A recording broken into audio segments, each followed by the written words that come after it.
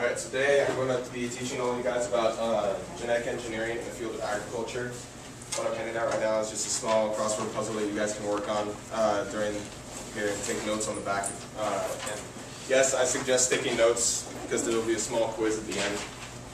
So don't worry, it's not a long one. It's pretty short.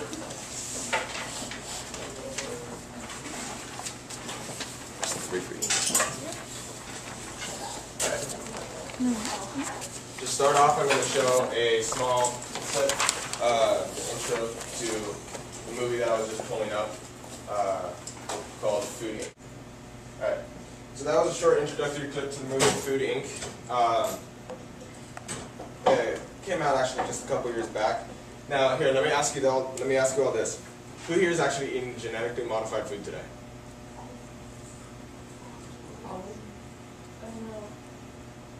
Okay, well, by the end of this, you'll know for sure. Alright, so to start off, genetically modified foods, or more commonly known as GMOs, are not actually required to be labeled when they're sold in the supermarket. Because of this, many of us don't even know if we're actually eating GMOs or not when we buy stuff. Let me ask you another question. Who here knows what country produces the most GMOs? Anyone? One. Who? The U.S.? Correct. The U.S. actually does produce the most. The U.S. produces the most GMOs out of any country in the entire world, and actually some countries have completely banned GMOs entirely. But a lot of them have ended up just require them to be labeled when they're sold in the market, and because of this, they're actually not being purchased anymore, and companies are being forced to stop producing them in fear of going bankrupt. Alright, let's go over a bit of the history of GMOs. They weren't commercially available until 1996, and at first they were really just engineered to be resistant to herbicides or pesticides. The first example of this was the soybean. It was known as the Roundup Ready soybean. It was resistant to the pesticide herbicide known as Roundup, so it was quicker and easier to spray the fields.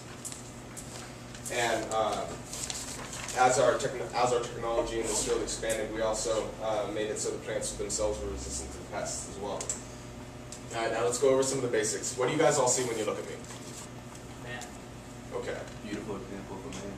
Thank you. Okay, anything else? Okay, basically those are just traits, like blonde hair, green eyes. Those are simple traits, and that's known as phenotype. Phenotype is a physical trait that you all see visually, and it's expressed through your genotype. Your genotype is made up of different alleles, which determine your trait. You inherit your genotype from your parents. But you don't receive all of the genotypes the alleles that your parents had. You receive half from your mother and half from your father. And there's two different codings for genotypes as well. There's heterozygous and there's homozygous.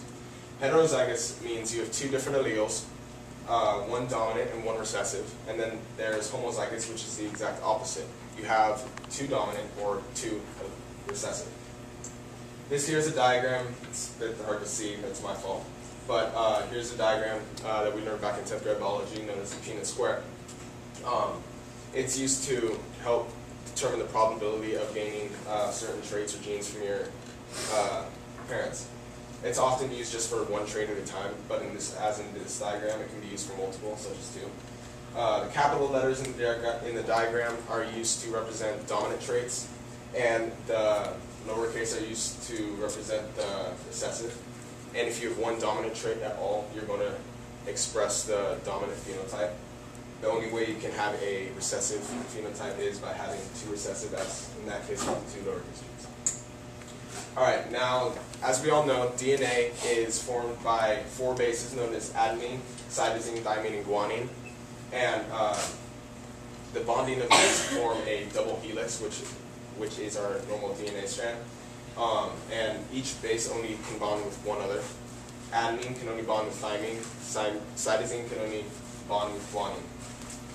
And then when a DNA strand is spliced, the ends of a strand are known as the base pairs, and also known as the sticky ends, as we see right here. This strand has been spliced in between where the G and the A come in contact, leaving the T and the A as the sticky end. The sticky ends come in handy for when you're inserting a new strand or a new gene into this strand, because the sticky ends have a very weak bond, but they stick together enough for you to insert the DNA enzyme ligase to come in and mend bond. All right, now we just went over a little bit of the history here, the 6 steps to engineering a crop. First is the isolation of the gene, or as I've said before, just cutting it or splicing it. Then you have the insertion of the gene. Then you transform the cell in order to clone the cell, so you can have a larger sample size if needed. And then you splice the gene once more to take out the located gene, and then you finally insert it into the new organism. Now let's go into more detail on this. So the first step is isolation. This actually isn't really just one step, it's more of a process that takes place throughout the next 4 steps. But it starts off by using a restriction enzyme to cut or to splice the DNA strand at certain restriction sites. And a restriction site is a certain point in the DNA strand that tells the cell to start reading and translating the DNA from there. So using the restriction enzyme, you cut it at each one of those, so you have the first original cell with the gene that you would like, and using the restriction enzyme, you cut it into many smaller pieces. And then you use the same restriction enzyme to splice the cell that you'd like to put the gene into. And then these strands now all have, and since they've been cut with the same restriction enzyme, they all have the matching base pairs at the end of them.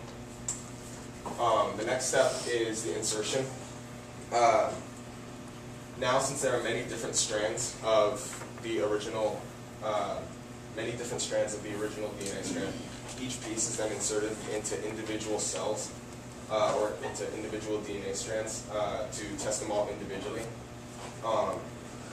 Since the 2 sticky ends have somewhat bonded together, they insert the DNA enzyme ligase to come in and help finish the bond to complete the DNA strand. The third step is transformation. This new DNA plasmid is then inserted into a new cell. This new DNA is also known as recombinant DNA at this point. And then transformation, the strand is then inserted into a cell through multiple different processes. The one that we know is the heat shock method, by using the calcium chloride to make the cell wall and the DNA strand both neutral, so during the heat shock it allows the strand to pass through the cell.